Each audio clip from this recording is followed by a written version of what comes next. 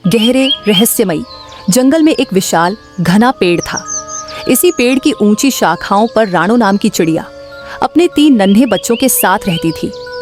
राणो बुद्धिमान और साहसी थी और वह अपने बच्चों से बहुत प्यार करती थी। उसी पेड़ की दूसरी शाखा पर गोरी नाम की एक सफेद कौवी भी अपने 3 बच्चों के साथ रहती थी।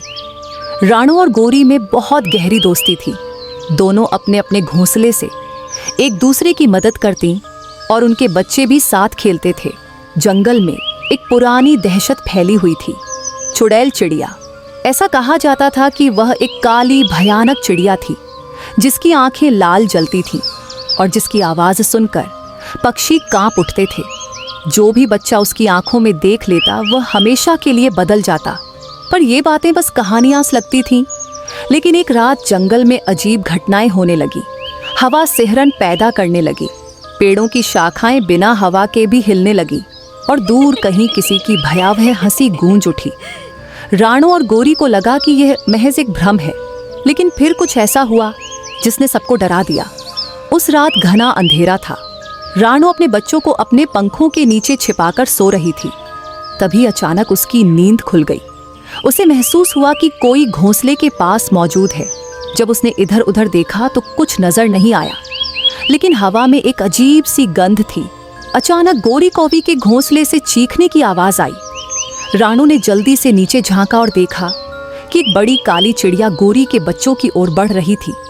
उसकी आंखें जलते अंगारों जैसी थीं और उसके पंखों से धुआं उठ रहा था। वह चुड़ैल चिड़िया थी। गौरी ने घबराकर अपने बच्चों को अपने पंखों में छिपाने की कोशिश की, लेकिन तब तक बहुत देर हो चुकी थी। उसके तीनों बच्चों ने चुड़ैल चिड़िया की लाल आंखों में देख लिया था और वे अचानक पूरी तरह शांत हो गए, जैसे किसी जादू में बंध गए हों। उनकी आंखें भावहीन हो गईं और वे बिना हिले डुले बैठ गए। राणो जानती थी कि अगर उसने कुछ नहीं किया तो गौरी के बच्चे हमेशा के लिए चुड़ैल के वश में चले जाएंगे। उसने हिम्मत जुटाई और जोर से चिल्लाई, दूर हटो चुड़ैल, यह जंगल हमारा है, तुम्हारा नहीं। चुड़ैल ने एक डरावनी हंसी हंसी और बोली, जो भी मेरी आंखों में देखता है वह मेरा हो जाता है। अब ये बच्चे मेरे हैं। लेकिन राणो को एक तरकीब सूझी। उसने घोंसले में पड़े एक चमकीले कांच के टुकड़े को उठाया और चांद की रोशनी में उसे चुड़ैल की आंखों के सामने कर दिया। जैसे ही चुड़ैल ने अपनी ही डरावनी परछाई देखी, वह घबरा गई और एक भयंकर चीख के साथ पीछे हट गई। राणो ने हिम्मत नहीं हारी। उसने जोर से पंख फड़फड़ाए और जंगल के बाकी पक्षियों को मदद के लिए बुलाया। कुछ ही पलों में दर्जनों पक्षी वहां इकट्ठा हो गए। तोतों ने शोर मचाया, उल्लुओं ने अपनी डरावनी आवाज में हूटिंग की और चमगादड़ें तेजी से उड़ने लगी। इतना हंगामा सुनकर जंगल का सबसे पुराना और बुद्धिमान पक्षी बूढ़ा गरुड़ वहां आ गया। उसने अपनी शक्तिशाली आवाज में कहा, जंगल की चुड़ैल, तुम्हारा अंत आ चुका है। यह जंगल अब तुम्हें स्वीकार नहीं करता।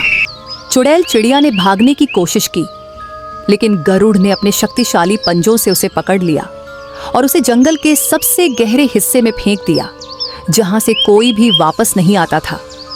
चुड़ैल की चीखें दूर होती गईं और फिर जंगल में सन्नाटा छा गया। गौरी के बच्चों की आंखों में फिर से चमक लौट आई। वे धीरे धीरे होश में आने लगे। गौरी ने राहत की सांस ली और राणो को गले लगाया। अगर तुम ना होती तो मेरे बच्चे हमेशा के लिए उसके वश में चले जाते, गौरी ने कहा। राणो मुस्कुराई और बोली, डर से भागने के बजाय हमें उसका सामना करना चाहिए। इसके बाद पूरे जंगल में यह कहानी फैल गई कि कैसे एक बहादुर चिड़िया ने चुड़ैल से जंगल को बचाया। अब हर पक्षी सतर्क रहने लगा और बच्चों को सिखाया जाने लगा कि रात में किसी अजनबी आवाज या अजीब परछाई की ओर न देखें। घटना के बाद जंगल के सभी पक्षियों को एक नई सीख मिली। डर हमें तब तक रोकता है जब तक हम उससे भागते रहते हैं, लेकिन अगर हम हिम्मत दिखाएं तो डर भी हार जाता है।